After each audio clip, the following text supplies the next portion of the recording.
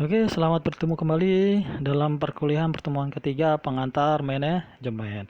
Setelah di pertemuan pertama kita belajar mengenai pengertian manajemen, kemudian di pertemuan kedua kita belajar mengenai perbedaan dari manajer, manajemen, dan kepemimpinan. Sekarang kita masuk ke pertemuan ketiga, perkembangan konsep manajemen. Ini sudah disinggung sedikit di awal. Jadi manajemen, pengantar manajemen. Apa sih manajemen? Kenapa sih kita harus belajar? Manajemen itu batang hidungnya seperti apa? Mungkin ada yang bisa ditunjukkan. Jadi pada dasarnya sebenarnya manajemen itu apa sih? Manajemen itu adalah proses, adalah suatu proses yang mempunyai tujuan. Itu adalah manajemen. Misalnya sebagai contoh, uh, bedanya misalnya organisasi dan unjuk rasa. Keduanya sama-sama mempunyai keduanya sama-sama melalui proses. Ada perencanaan, ada pengorganisasian. Kalian kalau mau demo juga pasti berencana dulu kan, ada perencanaan, kemudian ada pengorganisasian juga. Kemudian juga ada tujuannya juga, sama-sama punya tujuan kan, tujuannya demo apa kan. Misalnya untuk apa, demo apa, itu pasti ada tujuannya. Nah, bedanya apa sih organisasi dengan demo? Sama-sama punya tujuan, kemudian sama-sama punya perencanaan, sama-sama ibaratnya dibicarakan. Bedanya apa? Organisasi dengan demo, kalau gitu kan sama-sama. Nah, cuman bedanya adalah di sisi apa? Di sisi tanggung jawab, evaluasi, eh, di komitmennya. Demo bila berlangsung tiba-tiba bisa berantakan, nah berarti itu demo yang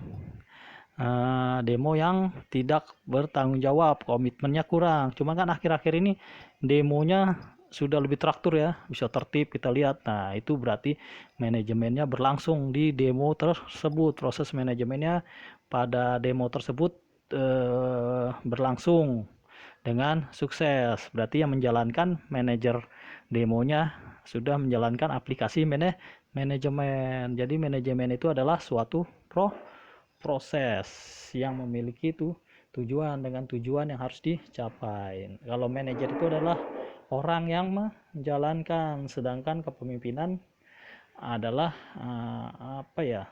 Itu seni, bawaan yang harus dimiliki oleh seorang manajer. Dia harus mempunyai sifat kepemimpinan. Nah, kemarin kan banyak sifat kepemimpinan kan, ada sebagai figur dan lain-lainnya. Nah, sekarang pertemuan kita akan belajar perkembangan konsep manajemen. Ini intinya adalah teori. Teori artinya apa ya? Pengalaman-pengalaman manajemen pada masa-masa terdahulu yang sudah dicatat. Oke, kita masuk ke slide selanjutnya. Nah, di sini ya. Nah, ada suatu teori umum atau sekumpulan hukum bagi manajemen yang dapat diterapkan untuk semua situasi. Jadi ini intinya adalah pengalaman manajemen terdahulu yang dibukukan, dicatat, dan disetujui oleh orang yang membacanya. Makanya ya menjadi sebuah teori. Nah, di sini dimulai dengan mazhab klasik. Sebenarnya ada satu lagi mazhab, yaitu mazhab apa ya, zaman dulu.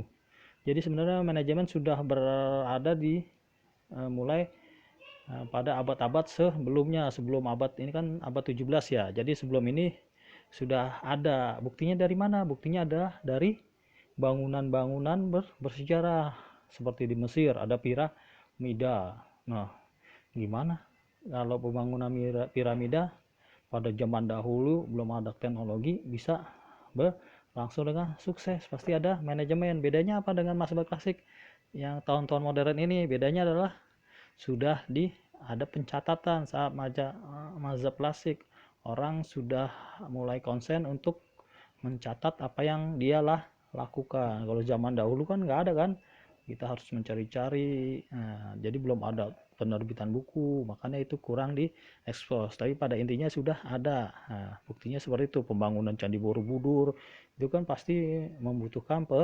perencanaan, memusnahkan proses perencanaan, tahap pembagian tugas, mandor yang angkat ini siapa. Nah, pada dasarnya manajemen, konsep manajemen sudah ada, cuman belum tercatat. Nah, di sini adalah mazhab klasik dibagi beberapa mazhab ya, mazhab klasik, kemudian mazhab perilaku, mazhab ilmu manajemen, kemudian paduan.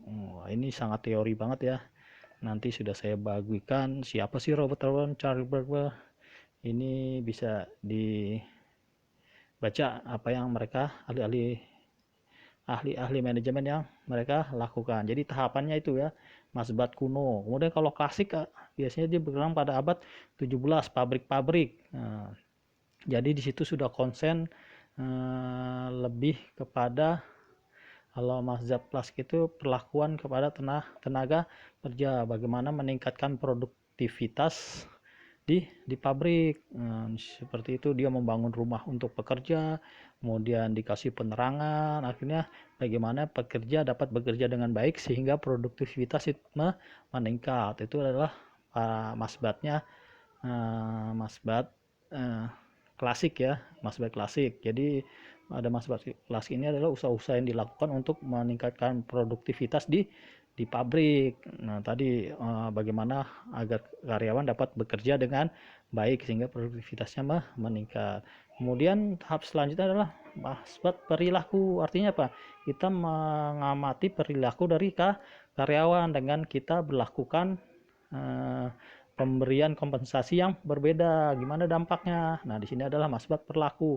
Gimana dampaknya kalau pekerja yang satu kita beri insentif sesuai dengan kerjanya, yang kedua tidak. Nah, itu kita memperhatikan ya. Makanya disebut mazhab perilaku. Akan berbeda orang yang kita beri tambahan dengan penghasilan dengan yang tidak, semangatnya akan berbeda.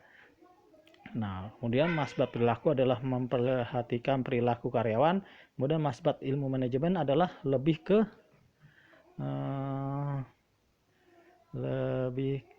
mana nih ya, kalau mazhab ilmu pelajaran. Nah, ini sama juga ke karyawan. Di sini ada motivasi dan ada operasi. Jadi pada mazhab ilmu manajemen adalah teori yang mengandalkan dari psikologi karyawan.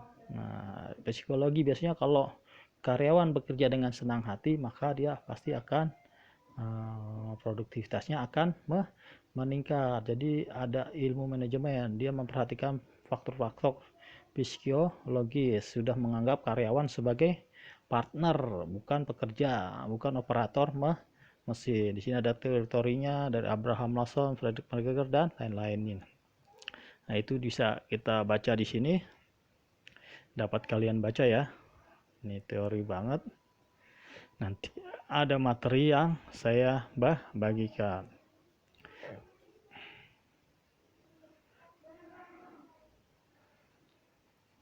Nah, kemudian sekarang adalah mazhabnya modern, ada perbadu.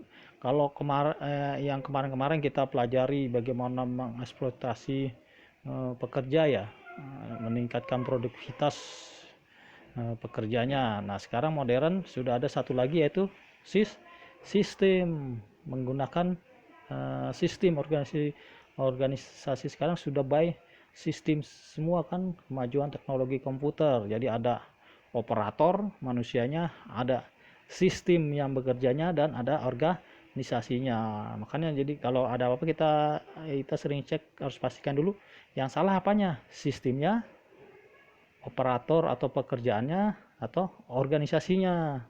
Nah, jadi sekarang sudah menggunakan perpaduan antara ketiganya. Sistem semua sekarang sudah by sistem. Jadi sekarang kemampuan seorang manajer, kalau kita lihat manajer-manajer sekarang, kemampuan individunya mungkin sudah berkurang. Semua udah konsep by sistem. Mereka tinggal menjalankannya. Itu tahap-tahap manajemen. Oke, untuk lebih jelasnya dapat kalian baca di sini ya, teori Abraham Maslow. Ini yang harus kalian, Abraham Maslow dia intinya apa? Kalau kita sudah kebutuhan kita sudah naik, dia pasti tidak akan mau turun. Makanya kalian kalau akan misalnya mempunyai pasangan, misalnya kalian pertama-tama kenalan biasa makan di warteg kan, kemudian sekali-sekali kalian ingin nyenengin, kalian ajak di warung Padang. Nah, besok-besok dia sudah tidak mau lagi makan di warteg karena levelnya sudah naik, yaitu ke nasi Padang. Kemudian nasi Padang kalian iseng-iseng punya rezeki lagi, kalian ajak ke junk food, fast food. Lebih enak, levelnya dia akan naik lagi, maka dia tidak akan mau turun lagi ke nasi Padang. Biasanya konsepnya seperti itu. Jadi ada kebutuhan dasar, sama juga orang bekerja. Kalau kita masih muda bekerja, tujuan kita pasti uang untuk memenuhi kebutuhan hidup, makan, jajan, dan lain-lain.